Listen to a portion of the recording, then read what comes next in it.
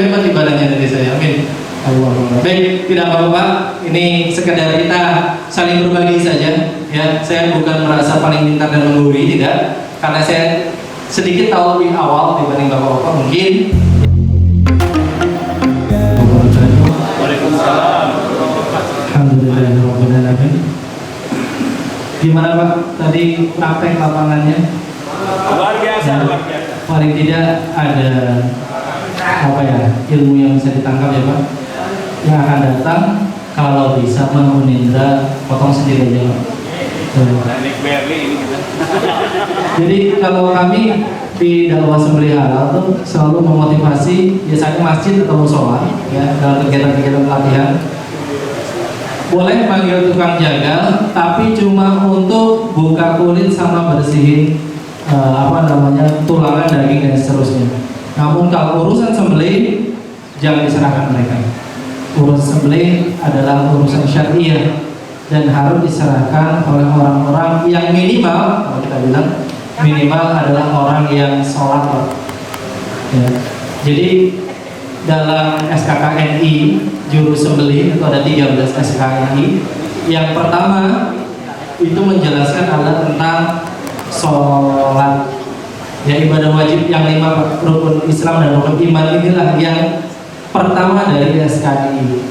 Ya, sembelih nanti urusan ke 9 atau ke 10, terus pemeriksaan kematian hewan itu nanti belakang. Tapi yang paling utama adalah dia melaksanakan ibadah sesuai dengan syariat Islam. Nah, jaga-jaga yang Bapak Ibu panggil ke musola atau ke masjid, yakin nggak sih mereka melaksanakan ibadah wajib sesuai yang kita inginkan? Tanda tanya. Jagal datang celana pendek, begitu zuhur bukannya sholat, dia malah ngumpul di belakang ngerokok dulu. Selesai sholat lanjutin kerjaan lagi. Itu yang sering ditemui. Dan kita dakwah sembelih halal ingin mengedukasi bukan seperti itu. Ya. Maka kalau mengundang jagal, jangan bagian syariahnya Pak, jangan bagian nyembelihnya. Yang nyembelihnya adalah bapak-bapak sekalian. Apalagi ini backgroundnya adalah agama. Ya, ini ada Kiai Syahrin, oke, ya, alhamdulillah. Amin, amin, Allahumma amin. Amin.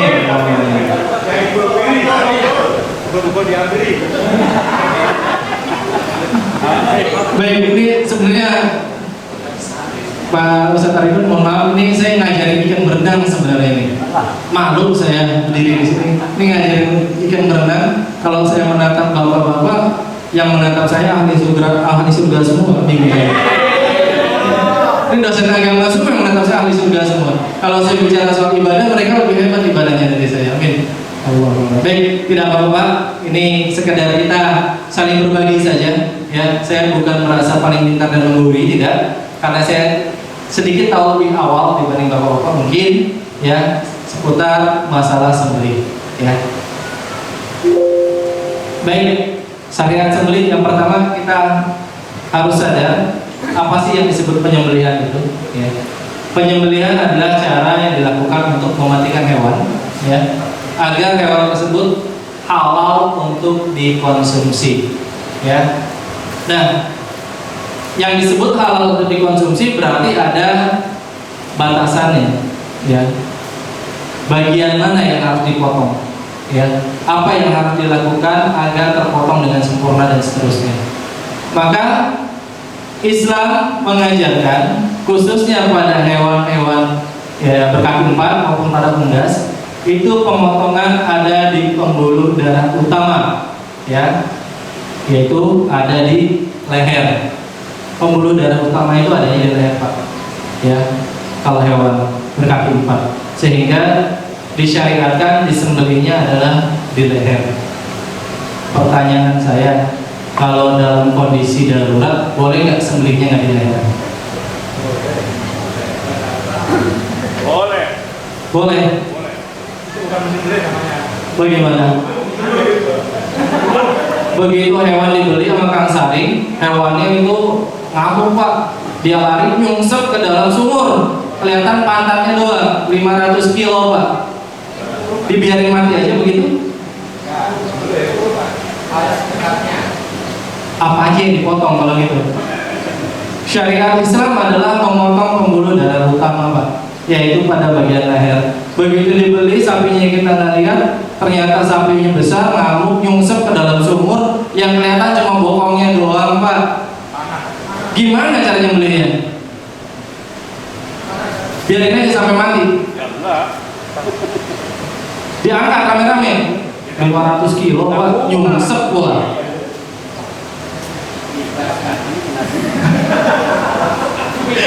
Ikhlaskan lillahi ta'ala, ya Allah, mudah-mudahan halal gitu ya. Ya, Pak. Enggak, bukan dikasih lagi ya kan. Sembelih, Pak, keluarkan darahnya saja. Pada bagian mana saja, sembelih bismillahirrahmanirrahim. Yang terpenting ada darah yang muncul. Memang syariatnya adalah di pembuluh utama. Tujuannya agar mati lebih cepat dan lebih sempurna. Tapi dalam keadaan tertentu boleh ya? Boleh. Darurat, Pak. Darurat boleh, Pak. Ya.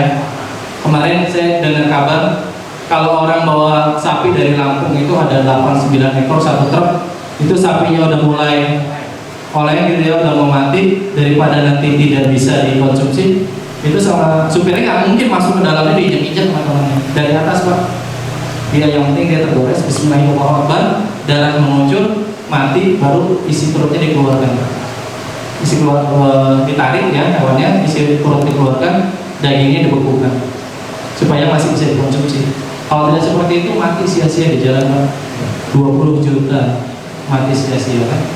Nah, makanya dalam keadaan darurat boleh, tapi syariatnya adalah di pembuluh darah utama, ya kan? Bisa nggak kalau ada darurat ini, tapi darurat dipaksakan seperti yang dikatakan tadi? Dipaksakan gimana? Ya, itu kan di dalam mobil ada beberapa hewan bukan tadi yang dikatakan oleh tadi, ya kan? Untuk mengantisipasi ini tadi dengan melakukan darurat pemotongan di atas. Nah ini kan secara disengaja, apakah termasuk di dalam pemotongan ini termasuk sunnah syariatnya atau seperti apa? Terima kasih. Baik. Jadi gini, Pak, kalau memang idealnya kita sembelih dalam keadaan sehat walafiat dan bisa dilakukan treatment seperti tadi, Pak, dijatuhkan, disembelih dengan cara yang bisa sempurna tanpa juga membahayakan si penyembelih, itu silakan dilakukan, itu normal, Pak. Lalu dalam keadaan darurat, kalau kemudian darurat pertama, darurat hewannya sulit untuk kita kendalikan, tadi nyungsep, Pak, sudah dikendalikan. Atau yang kedua justru membahayakan si penyembelih, darurat juga, Pak, namanya, Pak. Maka boleh dilakukan seperti itu, Pak Syarif, ya. Ya, semua juga berpulang kepada Allah. Bismillahirrahmanirrahim. Mudah-mudahan hewan ini menjadi halal. Tapi memang seperti itu. Oke, ya, Pak. Kita lanjut. Nah, lalu bagian mana sih yang harus putus pada saat penyembelihan yang normal, ya? Yang sempurna itu? Yang pertama ada al-hulqum, ya, atau yang kita sebut sebagai urat saluran pernapasan. Ada al-mari, surat saluran pencernaan, yang makan dan minum. Ada al-wadiji, yaitu 2 urat darah, ya, saluran pembuluh darah. Nah, biasanya kalau tadi pemotongan pertama Pak Arifin dilihat, begitu disembelih darah muncul, Pak, ya, itu dia al-wadiji, 2 urat saluran darah itu terpotong sempurna. Cirinya adalah darah memuncrat dengan sempurna, ya. Kalau ini sudah kena, otomatis al-hulqum dan al-mar'i itu sudah kena pastinya, karena dia posisinya di atas al-wadiji, ya. Pernah nggak ada yang potong ayam hanya keiris saja, Pak? Ada yang belum putus. Nah, dia hanya putus sampai al-hulqum, Pak, ya, urat pernapasan saja. Seharusnya yang sempurna sembelihannya ada al-hulqum, al-mar'i, al-wadiji. Tapi pendapatnya Imam Syafi'i itu jika al-hulqum dan al-mar'i sudah terpotong, maka hukumnya halal, Syafi'i. Tapi kalau Hambali dan beberapa imam yang lain harus 3, Pak. Al-hulqum, al-mar'i, al-wadiji. MUI sendiri akhirnya mengambil yang 3 ini runtutan. Tapi kalau kita merujuk Syafi'i, al-hulqum dan al-mar'i terpotong, dia halal. Kenapa halal? Karena biasanya al-hulqum dan al-mar'i terpotong, al-wadiji ini terpotong, letaknya dekat. Maka posisinya tadi, kenapa kita buat rumus 5, 3, 1, ya, supaya ketiga urat saraf ini, ya, itu menyatu jadi satu. Ketika dia huruf I terbalik seperti ini, jadi tidak ada isi di bawah sini. Dia menyatu seperti ini. Semakin ke atas, semakin dia lebar. Ya, semakin dia lebar. Yang terjadi kalau pemotongan ke atas, biasanya hewan itu bangun kembali. Darah tidak mengucur dengan sempurna. Ya. Nah, bagian pangkal ini yang kita sebut dengan nama tadi, bagian pangkal huruf ini yang kita sebut dengan nama jakun. Jakunnya, maka kita sedikit di bawah jakun. Jadi istilah kedokteran ada ring 1, ring 2, ring 3. Apa ya, kalau tenggorokan itu ada semacam selang 1, 2, 3. Nah, disitulah posisi yang tepat untuk penyembelihan. Tapi kalau di kampungnya Kang Asep itu lebih panjang lagi Pak, ke bawah Pak, supaya menang banyak tukang potongnya Kang Asep ya. Tukang potong biasanya dapatnya daging leher, dia nggak mau ke atas, ke bawah. Tapi kalau tukang daging maunya mentok ke atas Pak. Ya, saya pernah main di RPH, suruh motong, pas gitu motong, Pak jangan di situ Pak, naik lagi dikit Pak, naik lagi dikit Pak, mentok Pak sampai sini. Ya, supaya dagingnya ke bawah, daging leher. Boleh nggak selama dia masih di bawah jakun dan yang terpotong 3 saluran darah ini, al-hukum al-mani al-dijin, insya Allah boleh. Ya, kalau di atas apakah terpotong Pak? Bisa terpotong, cuma nanti posisi J jauh lebih jauh, diputar Pak, digelem, istilah digelem. Ya, dan kebanyakan kegagalan pemotongan adalah dia tidak bisa menentukan letak penyembelihan tepat. Ya. Bapak lihat di YouTube banyak hewan setelah disembelih dibangun lagi, setelah sembelih dibangun lagi. Itu pasti ada yang tidak beres dalam pemotongan. Dia tidak bisa meletakkan titik penyembelihan yang benar itu adanya di mana. Gitu. Ya, jadi al-hukum al-mati al-wadijin seperti itu. Lalu alat yang digunakan untuk penyembelihan, ya, seperti yang diajarkan Rasulullah SAW, semuanya boleh kecuali 3: gigi, kuku, dan tulang. Ya. Saya juga tidak tahu nih kenapa ternyata gigi, kuku, dan tulang tidak boleh dijadikan alat penyembelihan. Ya. Ternyata setelah saya baca, pertama karena orang-orang Yahudi itu menyembelih dengan gigi, kuku, ataupun tulang. Yang kedua, gigi, kuku, dan tulang itu masih punya pori Pak. Kalau disimpan lama, ternyata dia menyimpan bakteri. Dia masih berpori, ya, menyimpan bakteri. Sehingga Rasulullah melarang gigi, kuku, dan tulang untuk menyembelih. Ya, batu boleh nggak kalau gitu? Batu ditajamkan? Boleh. Boleh. Bambu tajam, hitam aja boleh pakai bambu. Kang saring dulu dinasin ya kan ya, gitu kan, ya api kecil bambu ya, bambu boleh Pak, insya Allah boleh, kecuali ini saja ya, gigi, kuku, dan tulang itu tidak boleh untuk menyembelih ya, karena dilarang oleh Islam. Ya tadi alasan yang 2, yang pertama Yahudi ya, itu menyembelih menggunakan kuku, gigi, dan tulang yang saya baca. Yang kedua, ternyata menurut kedokteran kuku, gigi, dan tulang itu masih punya pori yang bisa didiami oleh bakteri. Sunnahnya menyembelih. Nah, Imam Syafi'i menyatakan mudah saja Pak, Bismillahi dan takbir. Jadi Bismillahi Allahu Akbar, cukup Bismillah dan Allahu Akbar. Ditambahkan boleh Bismillahi Allahu Akbar, Allahumma minka walaka hadhil kurban. Wah, silakan lanjut, boleh, tapi minimal Bismillahi Allahu Akbar. Ya, ini menurut Imam Syafi'i. Membaca salawat Nabi. Nah, ini kalau bisa ini disyariatkan. Bismillahi Allahu Akbar itu jangan di dalam hati Pak. Tetapi orang yang megang sebelah kanan kiri harus mendengar. Harus mendengar, tidak boleh potong. Udah selesai, udah baca apa? Bismillahirrahmanirrahim. Kapan? Dalam hati. Ya. Tetapi kanan kiri harus Bismillahi Allahu Akbar. Sudah selesai. Ya, untuk meyakinkan di sebelah kanan dan kiri bahwa itu membaca doa. Gitu ya, meyakinkan seperti itu. Ya.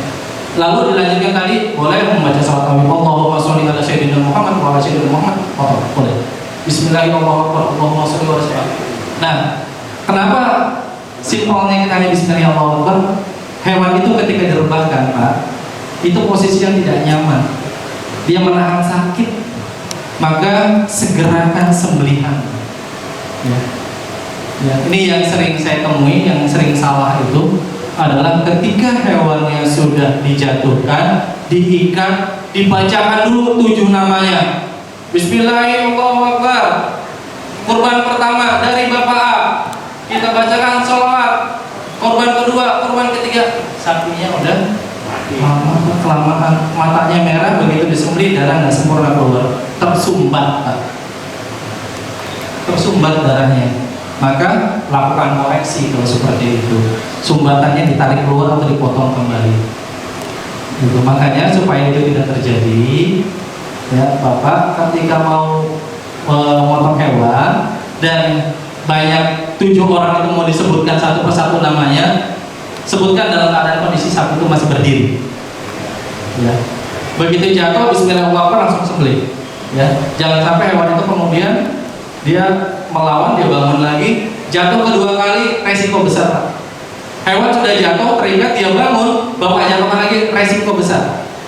Hewan itu akan lebih beringas dari yang pertama. Ya, hati-hati, makanya jangan sampai dia bangun yang kedua kali. Bapak akan berisiko. Kita yang sembelih juga yang menjatuhkan akan berisiko. Maka cukup 1 kali saja. Ya. Lalu sunnahnya yang tadi ada memotong 2 upacara, al-wadijin, al-hukum, al-maqi. Sunnahnya seperti itu. Lalu ada sunnah, ada adab. Oh ya, enggak Pak? Ini ada kata orang tua dulu.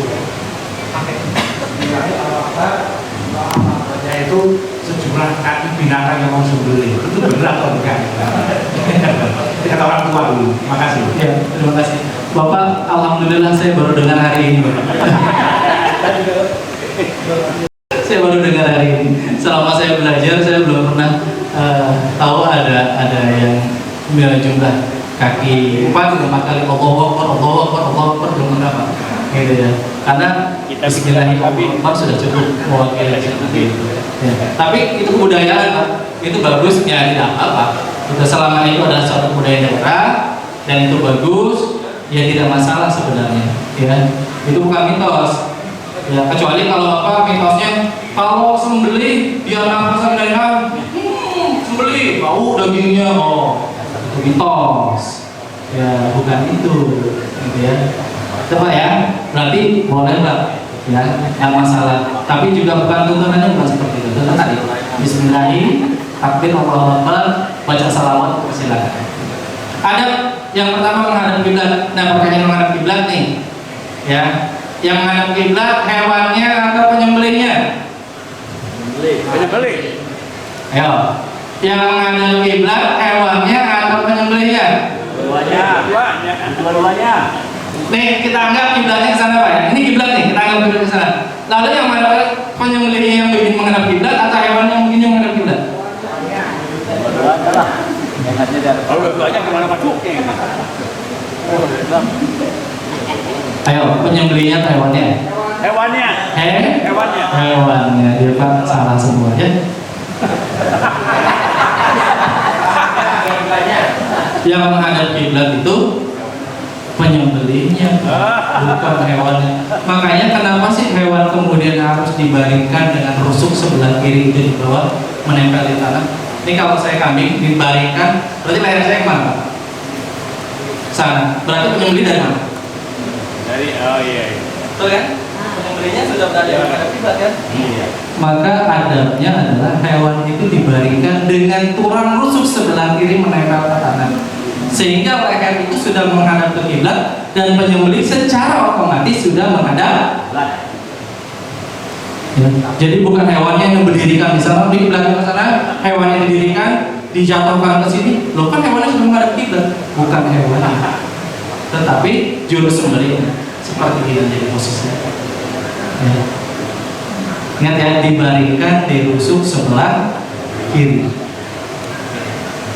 Meletakkan kaki di bagian punggung hewan tadi sudah. Pak Rifki tadi diinjak nggak? Kalau diinjak apa yang terjadi sama hewannya? Anteng, Pak. Tenang, ya, tenang. Sapi gimana? Sama, ya, sapi sama Pak. Injak aja Pak, pakai ini, injak tekan, ya, Rasulullah suruh tekan, gitu kan, diinjak. Ternyata punggung hewan itu banyak mengandung pembuluh darah. Dimana ketika dia ditekan, hewan itu merasa nyaman Pak. Kayak bapak sama ibu kalau malam Jumat pokok sama ibunya, nyaman seperti itu. Ya, nyaman. Sama. Hewan juga begitu, diinjak itu nyaman ya, nyaman. Ya, jadi tinggal seperti nggak berakam insya Allah. Gitu ya. Dan lakukan secepat mungkin kalau bisa 1 kali tarikan, kalau bisa. Ya, sehingga ketika 1 kali tarikan putus, dia berontak pun dia tidak akan bangun. Tapi kalau penyembelihan sudah tidak sempurna, ada kemungkinan hewan itu akan bangun kembali. Ya, ada berikutnya, tidak mengasah pisau di depan hewan kurban. Pernah nggak lihat hewan sudah jatuh, juru sembelihnya masih di depan hewan kurban? Atau kadang pakai honing, ya, itu tidak diperkenankan. Ya. Bukan nakutin hewannya sebenarnya, tetapi suaranya itu yang tidak disukai oleh hewan. Hewan akan dia berontak karena tidak nyaman, frekuensinya berbeda. Ketika besi dengan besi dipadukan gitu ya, dirasa itu hewannya menjadi tidak nyaman. Bukan karena adabnya ketika mengasah hewannya menjadi takut diasah di depan, bukan, tetapi dia menjadi tidak nyaman. Sehingga yang terjadi adalah hewan akan berontak. Dan maka baiknya hindari mengasah pisau di depan hewan kurban atau di sekitar hewan kurban. Kalau memang mau sembelih, siapkan dulu. Setelah sembelih selesai, mau nyembelih lagi, bersihkan dulu darahnya, pajamkan kembali buat sembelih. Ingat, jangan ada darah yang menempel, karena darah itu najis. Yang najis ketika nanti sudah dipakai sembelih, mau dipakai sembelih 2 kali, darahnya masih menempel, itu masih jadi perdebatan. Karena najis, dia boleh atau tidak itu menggunakan barang yang tidak steril. Nah, untuk mencegah terjadi perdebatan itu ya sudah, ketika sudah dibersihkan sembelih, darah masih menempel, bersihkan dulu, cuci dulu sampai tidak ada lagi darah yang menempel, baru gunakan untuk yang kedua kali dan seterusnya. Ya. Lalu mau menyembelih sesegera mungkin dan tidak melukai hewan itu sebelum mati. Nah, maka nanti akan belajar bagaimana memeriksa kematian hewan. Ya. Kalau yang pernah saya dengar di Indra dulu pernah datang ke tukang jagal, dia masih baru dipotong, masih hewan bergerak, dipotong palanya masalah gitu ya. Ya, bagian yang dilepaskan ketika hewan belum mati sempurna adalah bangkai. Bagian yang dilepaskan sebelum hewan mati sempurna adalah bangkai. Jadi jangan pernah ya memotong atau melepaskan bagian hewan ketika hewan belum mati sempurna. Apapun itu, mau unggas atau ayam, kemudian mau kambing, mau sapi, belum mati sempurna, biarkan dia mati dengan fitrahnya. Ya, biarkan dia mati dengan fitrahnya. Setelah itu baru kita lakukan treatment atau perlakuan selanjutnya. Bagaimana periksanya? Gampang Pak. Pegang kornea matanya. Biasanya kalau di kornea matanya dipegang, dia masih bergerak menendang-nendang, waktu masih hidup. Ya. Atau dipukul-pukul aja, dipukul-pukul perutnya sedikit, kalau dia masih bergerak, kok masih hidup. Lihat darah yang keluar, masih ada irama nggak? Irama darah yang keluar. Kalau udah nggak ada irama, tinggal netes, Pak. Ini sudah menuju akhir. Ya, itu cukup seperti itu saja, tidak perlu lagi sampai kakinya, salah-salah kaki masukin pisau begini, atau sendinya dipotong-potong dulu, atau apa, buntutnya ditarik-tarik itu nggak perlu. Ya, cukup saya mata, pegang matanya, kok matanya tidak bergerak lagi, gitu kan, protein pokok kalau bergerak lagi, lihat darahnya bergerak, ya udah, itu mati sempurna. Mohon izin. Silakan. Saya jadi teringat dulu di Indra juga ada teman gitu, katanya biar cepat mati Sendinya dipotong. sendinya kakinya sendiri. Iya, tapi sendinya. Nah itu bagaimana hukumnya? Sendinya itu tidak boleh Pak. Tidak boleh ya? Ya, tidak boleh. Ya. Saya tidak mengatakan, ya, saya tidak mengatakan haram, tapi itu tidak boleh Pak. ya, karena itu menyiksa hewan. Biarkan hewan mati dengan fitrahnya. Jadi gini, hewan mati disembelih itu akibat disembelih pada bagian leher. Ya, kita khawatir matinya dia bukan karena sembelih di leher, karena dipotong sendiri. Betul kan? Jadi kita hewannya nggak halal. Maka nggak usah dilakukan lagi. Biarkan mati sesuai fitrahnya pada bagian leher yang kita sembelih. Seperti itu. Ya, oke Pak ya. Iya, Malah kadang juga dan ini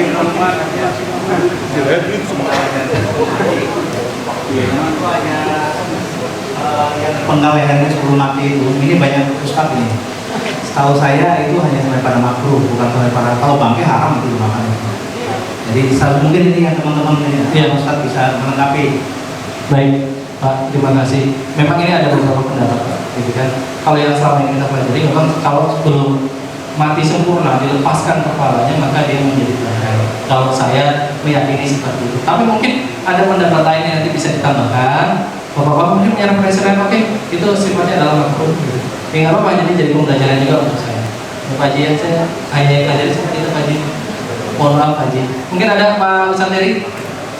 Ada referensi Pak Askan? Ya? Bisa nilai yang penting tidak dipotong kan?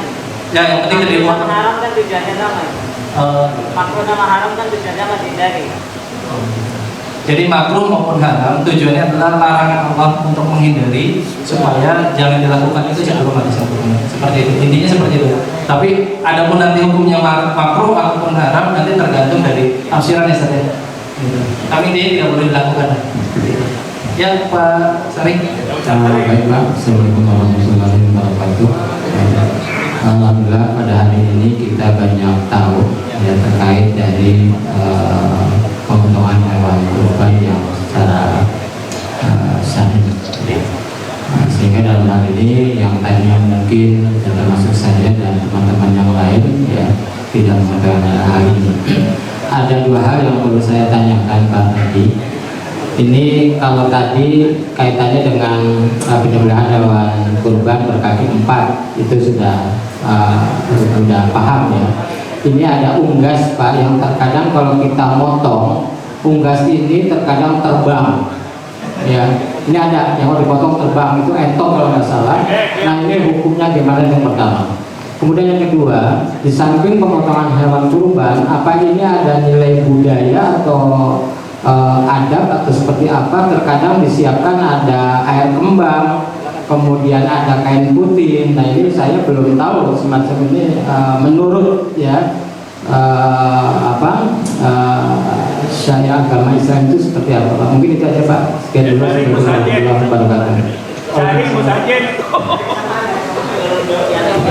Ya, Pak, silakan Pak. Ini luar biasa jadi banyak pertanyaan nih. Iya, saling musajen itu. Terima kasih. Pengalaman saya kalau dulu kecil ya, ini apa yang terjadi gitu. Ketika menyembelih ayam itu suka jalan. Nah, rupanya diberitahu sama kawan saya kalau mau ayam bisa sembelih jalan itu di pahanya itu tekan sehingga nanti ketika sudah sembelih dia jalan. Nah, apa yang menjadi sumbatan dia tidak berhormati? Apakah karena ditekan itu atau gimana? Baik, terima kasih sudah paham. Ya, ini unggas Pak ya, unggas. Yang pertama yang harus kita perhatikan adalah proses penyembelihan. Kalau unggas sebenarnya saya juga baru tahu kemarin, berarti unggas itu harus digantung Pak penyembelihannya. Kaki dua itu harus digantung, kepalanya di bawah, lalu kita potong. Ini enggak digantung, ya, digantung kepalanya kita potong. Jadi insya Allah unggasnya nggak lari kemana-mana, baik ayam maupun bentok. Kalau konvensional kan masih dipegang Pak, ya. Kalau bentok supaya nggak jalan-jalan atau tidak terbang, sayapnya diikat Pak. Ya. Lalu gimana kalau dulu saya motong, dia terbang, gitu. Lihat, terpotong sempurna nggak? Ya, biasanya kalau sudah terpotong sempurna dia terbang ngangkut di rumah orang ya halal, kalau sudah terpotong kok sempurna. Gitu. Permasalahannya adalah kalau baru kena sayatannya doang, gitu. Baru kena pisau sedikit dia terbang nyangkut di rumah orang mati, bangkai Pak. Karena kan syariatnya halal tadi adalah penyembelihan di al-mar'i, al-khulkum, al-wadiji. Syafi'i hanya al-khulkum dan al-mar'i saja. Gitu. Kalau terputus boleh Pak. Lalu kalau ayam, yakin sebenarnya kalau saya sering nyembelih bebek, unggas, mentok, ayam itu kalau sudah dipotong sempurna Pak, yakin potongan sempurna dia akan lari kemana-mana, nggak akan terbang jauh dulu. Ayam pun nggak akan lompat, lari, nggak akan Pak. Berarti salah dalam proses penyembelihan. Saya yakin sekali salah. Gitu. Makanya tadi kenapa pakai rumus 5, 3, 1 itu hanya untuk menentukan letak sayatan. Ya. Lalu kalau unggas sekali lagi, ya Pak, kalau tidak ada teman yang memegang sendiri gitu ya, lebih gantung saja Pak, kepala di bawah, diikat kakinya kedua, digantung, disembelih lebih mudah Pak. Bapak akan kelihatan dia terputus atau tidak, lebih mudah. Ya, atau kalau nggak pakai kon dibalik, tau kan kon ya, kon yang jalan itu dibalik, jadi yang muncul cuma palanya doang, yang udah potong enak banget. Akan terlihat kalau dia nyembelih, karena nggak kelihatan dia putus atau tidaknya, seperti itu. Coba sering. Lalu yang kedua, nah ini di Jakarta masih ada nih, sapi sebelum disembelih dimandikan kembang dulu, dikasih minyak wangi dulu. Ada di daerah Jakarta masih seperti itu Pak. Jakarta masih seperti itu. Hukumnya boleh tidak?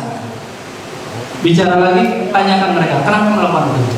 Jawabannya cuma satu, saya ingin supaya hewan yang menghadap Allah nanti dalam keadaan bersih dan suci serta wangi.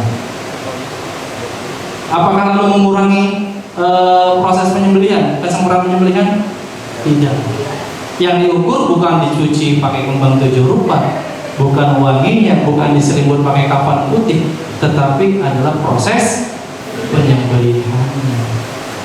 Ya, itu kebudayaan Pak, culture di mana saja pasti ada. Di Medan, ini dosen agama saya dulu, ibu mungkin nggak kenal sama saya sekarang, yakin saya dulu dosen agamanya beliau.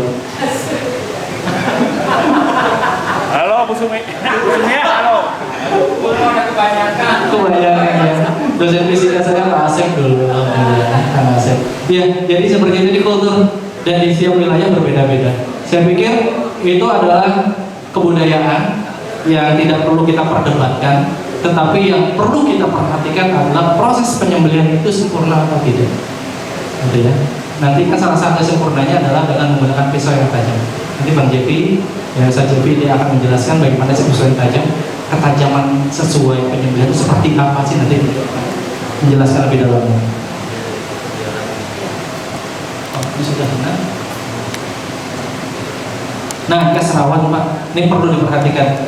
Ternyata hewan itu juga butuh diperlakukan dengan baik. Ya. Kenapa? Banyak sekali kadang kita temui kok daging sembelihan itu bau ya. Kok darah yang keluar itu tidak sempurna ya, menetes ya. Ya, kok begini, kok begitu. Kita tidak memperhatikan kesejahteraan hewan ini. Ya, hewan itu ya harus diperlakukan dengan baik sebelum disembelih. Kesejahteraan hewan didefinisikan ya urusan yang berhubungan dengan keadaan fisik dan mental ya menurut ukuran perilaku alami hewan ya. Tujuannya adalah untuk melindungi hewan dari perlakuan setiap orang yang tidak layak terhadap hewan yang dimanfaatkan oleh manusia. Saya tanya Pak, Bapak pernah tahu daging sapi yang dari Jepang itu yang harganya sekilo sampai jutaan? Ya. Apa namanya Pak? Daging sapi apa? Wagyu. Pernah tahu Wagyu? Bapak tahu perlakuan sapi seperti apa di sana?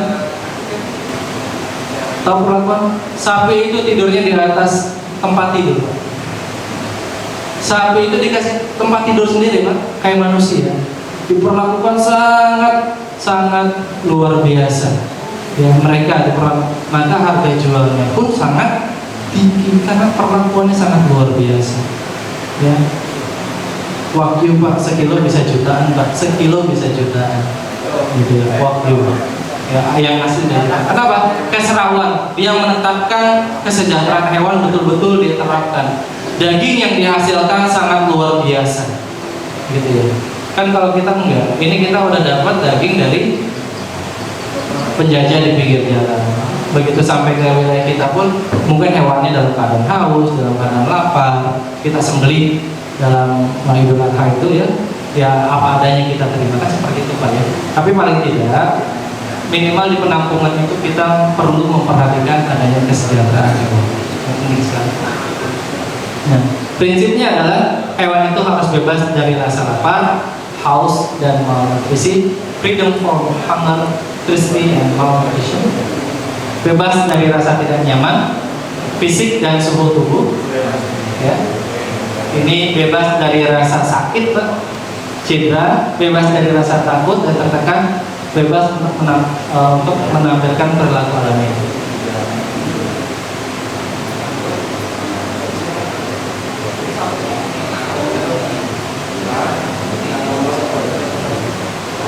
Baik Pak, saya punya pertanyaan. Biasanya saya kalau pertanyaan itu ngasih hadiah, tapi ntar hadiahnya saya kirim saja lah. Ya, nanti Bapak yang dapat hadiah ntar saya kirim. Saya kasih pisau nanti Pak. Saya lupa Pak. Iya, pisau sembelih. Tapi bisa jawab pertanyaan nih. Pak Ahmad boleh ikutan kok.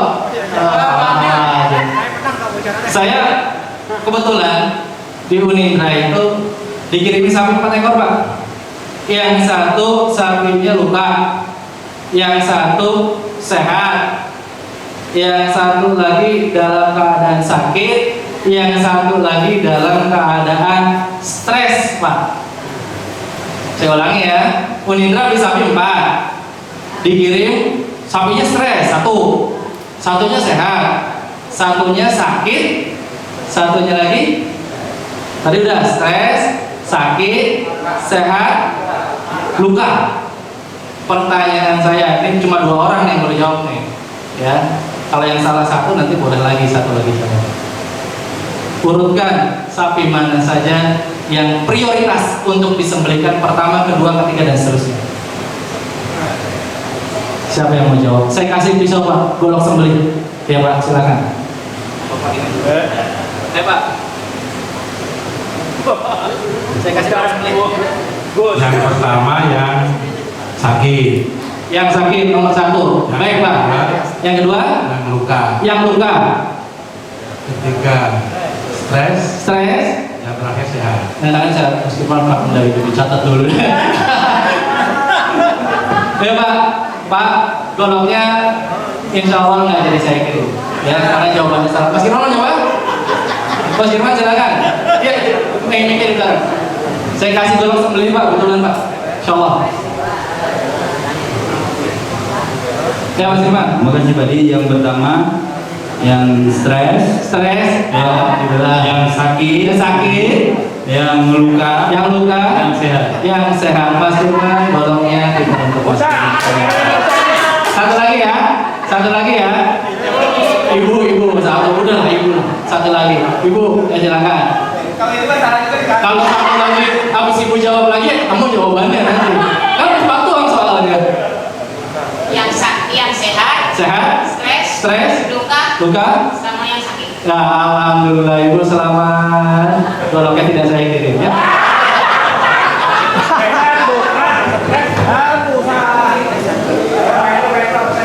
Ternyata ya. Tuh kalau ternyata ibu besok dikirimi 4 sapi seperti itu gimana? Salah semua, repot Pak. Yang pertama disembelih adalah yang luka Pak. Kenapa luka? Terluka dulu, jangan biarkan lukanya makin membesar, bahaya. Maka yang ada sapi 4, 1 terluka kakinya udah duluan, panggil duluan. Walaupun itu dia sapi nomor 4 belakangan, panggil duluan Pak, sembelih. Ya. Nah ini kemarin masih jadi perdebatan. Yang sapi yang luka itu kan tidak boleh disembelih ya. Katanya kan begitu kan. Nah kita harus lihat lukanya itu karena luka memang di awal dia dipelihara kemudian luka, atau luka kemudian ketika turun dari mobil ataupun perlakuan di Unindra gitu ya, nggak sengaja dia nendang beton itu jadi luka. Itu jadi perdebatan. Karena ternyata diawali dengan niat. Kalau kita niatkan sudah berniat untuk berkorban, kemudian ada sapinya itu kita dalam awalnya sehat, kemudian terluka, itu tidak masalah. Jadi seperti itu. Tapi ini masih sekali lagi dari masih masalah pikir, nanti Mas Heri mungkin bisa gambar Mas Heri ya. Nah, yang pertama ya Bu, yang terluka Bu. Iya, bukan. Yang kedua ya sehat. Oh. Yang luka dulu baru yang sehat. Ya. Yang stres gimana? Singkirin dulu Pak, biar stresnya hilang. Biar belakangin dulu, karena stres itu bahaya, membahayakan diri sendirinya, membahayakan orang yang mau melakukan pengikatan stres itu bahaya. Stres itu dia bisa menyerang siapa saja. Ya, maka biarkan saja dulu sampai stresnya betul-betul terkira. Kita baroli ya. Kemarin di tahun ini ya, ada satu sapi Eva 700 kilo. Itu akhirnya kita potongnya jam 5 sore. Setelah semuanya habis, itu luar biasa Pak, jingkrak kayak kuda kaki belakang depan tuh lompat-lompat, dan itu sempat lepas, nyeruduk motor sudah hancur satu, tali wibing putus ya, wibing putus. Akhirnya kita pakai talinya tali apa? Yang kalau nambah tali tambah. Nah, langsiran itu kita pakai 3, satu putus, tinggal 2 langsiran. Ini kalau putus satu lagi langsiran bahaya, dia akan nyerang yang tinggal satu.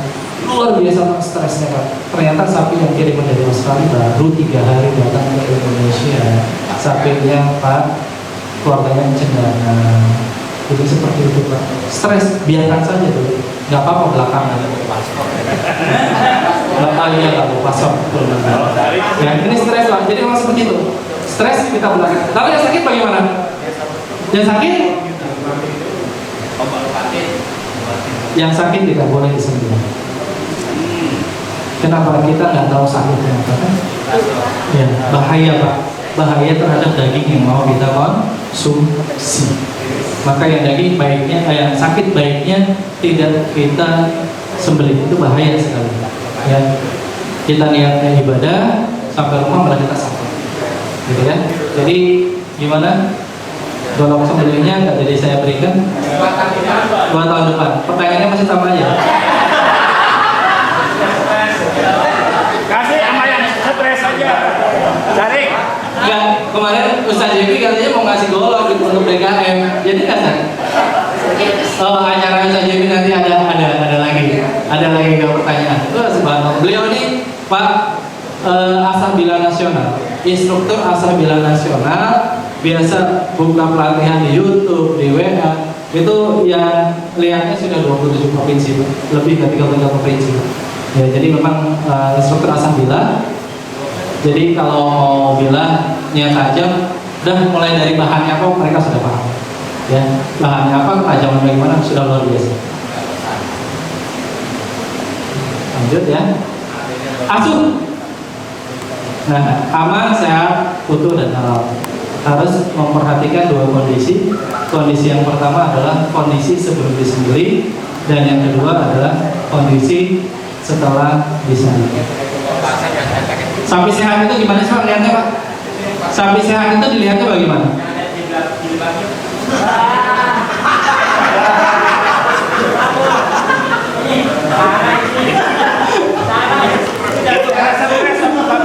Kalau itu saya nggak bisa komentar ya, saya salah ngambil gambar kali.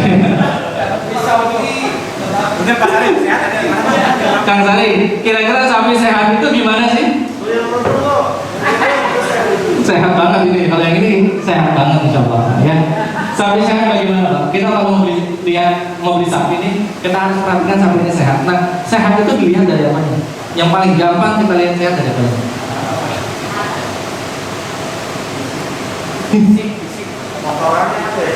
Kotoran gimana?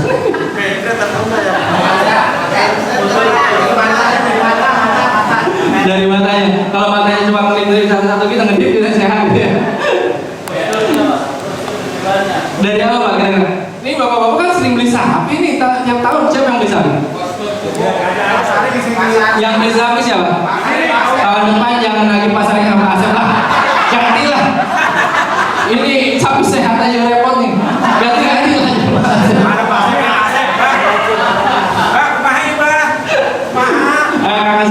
Nih dosen fisika saya, dia berpikir secara fisika, pasti dengan rumus. Silakan Mas. Sapi sehat. Gimana? Ciri sapi sehat? Ya, nafsu makannya kedua segar. Yang lain. Iya. Rontok. Yang ketiga tidak ada luka, dijelaskan tidak sehat. Terus tidak mengeluarkan ilmu. Ini betul. Kalau masih biasanya kalau tidak mengeluarkan ilmu sama berek. Nanti ada lagi hitungannya. Ada yang fakta dan ada hitungannya. Ya barangkali itu Ustaz yang saya sering lihat begitu. Yang paling gampang. Karena yang beli kan biasanya Ustaz saya Budi. Saya kan bingung dan yang begitu. Iya, Pak Ustaz. Hanya dua, nafsu makan sama nafsu birahi. Kalau birahi emang tanya aja Pak Ustaz. Kalau birahi udah sehat. Kalau birahi ada Pak Ustaz Sarin. Iya Pak, yang paling gampang dia gerakannya ninja Pak. Kalau orang saya gerakan ninja dipegang, langsung respon. Itu sebenarnya. Ya, yang kedua nafsu makannya besar Pak. Ya, kalau nafsu birahinya ya tanda tanya. Tanya Ustaz Sarin yang Iya, gampang. Jadi kalau hewan itu sehat, dia itu dipegang dia akan respon Pak. Dia akan bergerak, dia tandanya sehat. Gerakan lincah, gampang sekali membedakan gerakan yang lincah itu pasti sehat. Yang kedua lihat nafsu makannya. Kalau kasih makanan langsung nafsu makanan besar itu pasti sehat, nggak ada sakitnya. Ya, itu dua ciri itu sudah mencerminkan bahwa sapi itu sehat. Karena kalau ada sesuatu di dalam tubuhnya atau dia sakit, nafsu makannya berkurang dan gerakannya pasti tidak lincah. Kalau stres itu tergantung stresnya dan kondisi yang bagaimana. Biasanya mereka itu hewan sosial Pak. Ya, biasa di penampungan berada atau bersama 20 ekor teman-temannya. Begitu kita beli cuma satu taruh di rumah, stres Pak. Dia hewan sosial. Biasanya bagaimana cara supaya stres? Biarkan dia memahami lingkungannya dulu. Jangan begitu turun langsung dipotong atau stresnya luar biasa. Biarkan dulu Pak, kalau mau beli 2 atau 1 atau 2 hari sebelumnya. Biarkan stresnya turun dulu, hilang dulu. Stres perjalanan, stres karena perbedaan tempat dan suhu, stres karena dia tidak ada teman-temannya. Dia juga makhluk sosial. Ya, banyak sekali yang menyebabkan stres. Jadi kalau mau aman, hari H Idul Adha, H-2 atau H-1, sapi itu biarkan sudah datang dulu. Ya, supaya dia mengenali lingkungannya dulu. Itu untuk mengurangi stres. Ya stres belinya dong Sarin. Stres air. Baik. Nah ini. Nah, ini indera penglihatan sapi. Bapak posisi aman di sapi itu gimana sih posisinya kan gitu ya? Kadang-kadang sapi itu suka endang, sapi itu suka nyepak. Ini indera penglihatan sapi. Yang garis merah abu hijau ini itu adalah binocular vision. Artinya sapi ini bisa melihat dengan 2 matanya. Dia berada persis pada posisi di depannya. Ya. Ingat, sapi itu bereaksi bukan karena warna, tetapi karena gerakan. Kalau Bapak lihat matador itu dia pakai warna merah, betul. Warna merah itu apa istilahnya paling tinggi. Gelombang elektronnya termasuk tinggi. Ya, warna merah itu. Ya sakit di mata sapi, tapi bukan karena itu dia menyerang, tapi karena gerakannya. Lihat kalau matador dia masih gerak-gerak. Ya, karena gerakan yang tiba-tiba itulah dia akan menerjang. Ya, dia dilihat langsung. Binocular vision. Kalau monokular berarti dia hanya posisi melihat dari sebelah kanan dan sebelah kiri. Ini posisi yang harus diwaspadai Bapak. Karena dia melihat dengan satu mata, dia melihat orang yang bergerak di kanan dan kirinya sebagai ancaman. Kalau disebut ancaman berarti dia bereaksi untuk membela diri. Kalau di bagian depan dia dengan menggunakan tanduk. Kalau di kanan dan kiri kaki. Ya Pak. Nah, makanya penting sekali menjatuhkan hewan tidak gerobak-gerubuk, nggak usah banyak-banyak orang. Ya tenang, karena mereka adalah hewan sebenarnya hewan yang tenang juga, gitu ya. Kalau blind spot ini adalah area butanya dia nggak akan melihat posisi ke belakang. Maka kalau Bapak lihat pada film-film wildlife itu, sapi itu atau kerbau itu dimakan oleh singa itu, singa selalu menyerang pada bagian bokongnya dulu. Begitu jatuh baru dia lehernya, gitu ya. Kenapa blind spotnya nggak bisa bela diri kalau ada pada bagian blind spotnya? Tapi kalau bagian kiri dan kanan ditendang singanya, bagian depan ditanggung, tapi blind spotnya tidak. Tapi kan kita tidak menjatuhkan hewan di posisi blind spot kan? Kita ada posisinya adalah di monokular maupun binokular. Makanya harus betul-betul diperhatikan posisi kita, ya. Apakah nanti ini dianggap ancaman oleh mereka ataupun tidak? Lalu gimana Pak solusinya? Gampang. Yang pertama, upayakan kepala sapi itu ada tambatan Pak, ada tiang penambat, baik pohon maupun tiang tambatan. Kalau bisa kepala sapinya itu dekat dengan tiang tambatan dan kita pegang Pak supaya tidak bergerak. Yang kedua, tutupi matanya. Ya, kalau tidak ada alat untuk menutup, cukup pakai tangan kita, tangan kiri, sehingga dia tidak akan melihat pergerakan kita yang sedang membuat simpul tempat penyembelihan sendiri yang tidak dilihat oleh hewan lain. Jadi hewan yang sudah disembelih dalam proses maupun pada saat pengulitan, hewan lain yang masih hidup tidak boleh melihat, gitu ya, karena stres Pak.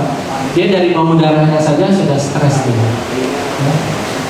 Nah, ini yang mau saya diskusikan. Ini mumpung semuanya dosen agama, kalau masalahnya saya terakhir, ini adalah titik kritis penyembelihan Pak. Ini yang jadi banyak permasalahan di kita Pak. Ya, kita harus pahami dulu ada fase kehidupan hewan. Ada yang namanya hayatul mustamirun, ada namanya hayatul mustakirun, ada namanya hayatul masbur. Mohon kalau salah dikoreksi Ustaz ya. Ustaz di sini mau dikoreksi. Ustaz lebih mau dikoreksi kalau saya salah. Hayatul mustamirun adalah kehidupan hewan di sebelum sembelih. Dia keadaan sehat Pak. Dia hidup, bernafas, makan, minum, kelihatan sekali. Namanya itu hayatul mustamirun. Hayatul mustamirun itu kehidupan sesaat setelah hewan disembelih. Ketika Bapak Ibu disembelih, darah mengucur deras, hewan masih berontak, itu namanya fase hayatul mustaqirun. Nah, kemudian kalau hayatul masbu, dia sudah ditandai dengan keadaan yang sakaratul maut, darahnya sudah mengucur sangat sedikit, tinggal netes, tapi dia masih ada kehidupan di dalamnya. Nah, yang sering jadi masalah adalah ketika orang berbicara, Pak, apakah terhitung sembelih 2 kali? Ketika pisau diangkat, kemudian ditancapkan lagi, disembelih lagi. Bagaimana batasan dikatakan sebagai 2 kali penyembelihan? Pada fase apa yang diperbolehkan? Itu yang menjadi titik kritis penyembelihan. Nah, ketika kita menyembelih pada fase hayatul mustaqirun, kita sudah sembelih, kita yakin sudah putus Pak. Lalu kita angkat pisaunya, ternyata ada bagian yang tidak terputus, ada bagian yang belum terputus karena kita luput, darahnya keluar terlalu banyak, atau tangan yang megang ini terlalu banyak, kita terhalang, atau kadang ada daun pisang, karena daun pisang kan terhalang kita untuk melihat apakah betul sudah terputus 3 saluran itu ketika disembelih. Nah, ternyata belum terputus. Apakah boleh kita menempelkan lagi, melanjutkan, terhitung 2 kali atau tidak? Atau kita biarkan saja, begitu kita lihat dia sudah menetes darahnya, tinggal masa kematian, kita potong kembali. Nah, ini yang sering terjadi.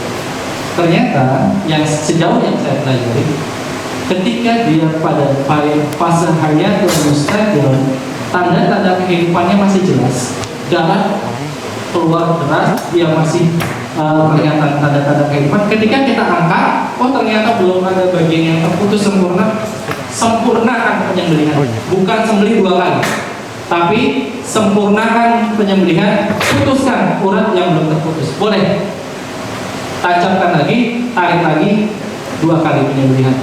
Bukan dihitung 2 kali, tapi istilahnya adalah menyempurnakan penyembelihan. Tapi gimana Pak? Ketika sudah disembelih, kita tinggal cuci tangan dulu. Cuci tangan dulu. Ternyata tukang jalannya ini takut darah. Cuci tangan. Begitu balik lagi, itu udah masa kapan? Boleh nggak kita sembelih? Nah ini yang jadi pertanyaan. Karena kalau begitu disembelih lagi, itulah yang menghitung penyembelihan 2 kali dan haram. Begitu yang saya pelajari. Mohon nanti diluruskan kalau saya salah. Ya, artinya boleh melakukan kalau sudah dalam fase hayat mustakhiran boleh, silakan. Fase kehidupan yang masih ada tampak jelas, silakan melakukan penyembelihan perbaikan atau koreksi penyembelihan. Ya, tapi kalau sudah dalam fase hayatul masbuh ini masih abu-abu. Ada yang mengatakan masih boleh, ada yang mengatakan itu sudah haram. Gitu, jadi penyembelihan menjadi tidak sempurna. Ya, ini mohon Ustaz Lufi juga atau Ustaz Hedi nanti dibantu ini. Saya yang setahu yang saya pelajari seperti itu. Gitu ya Ustaz ya. Jadi kalau ada tambahan lagi alhamdulillah ada masukan juga untuk Bapak. Gitu. Ustaz Jepri mungkin pada fase ini mau nambahkan ya. Bang Jepri pada fase ini mau nambahkan hayatul mustamirun. Cukup? Oke. Pak Ustaz Lufi mungkin mau menambahkan. Ini masalahnya penting Pak. Ini titik kritis. Kenapa titik kritis? Karena kita ketika sudah sembelih ternyata belum sempurna, kita ragu-ragu. Sembelih lagi jangan, sembelih lagi jangan. Atau kita sembelih halal jangan, makan halal enggak. Timbul rasa yang kurang nyaman. Ya, makanya tadi coba kita akan bahas. Di sini ada ustaz-ustaz ahli fikih semua, alhamdulillah. Yang satu lebih tambahkan.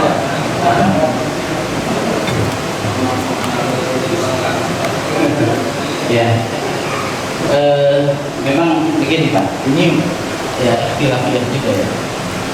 Karena sejauh yang saya perhatikan, ketika penyembelihan itu selesai, kemudian pisau masih ada di kulit atau masih di daging, kemudian masih terus ya, itu masih boleh. Ini yang hadapan yang pertama.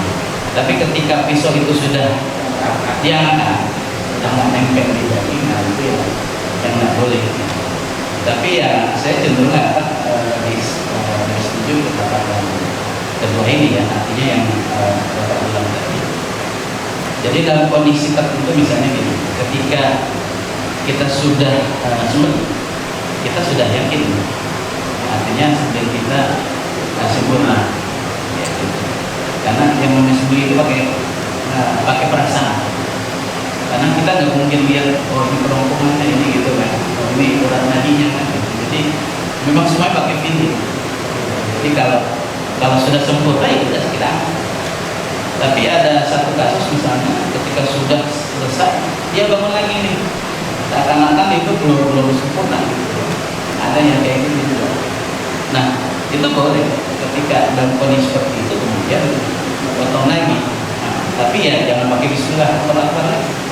Ya, jadi bismillah cukup yang pertama itu. Nah, jadi ya kalau menurut saya lebih cenderung yang Bapak bilang tadi. Ya, silakan. Kalau sebelum ya memang banyak kasus ya, terutama pemula ya, penyembelih pemula yang memang hanya bermodal keberanian.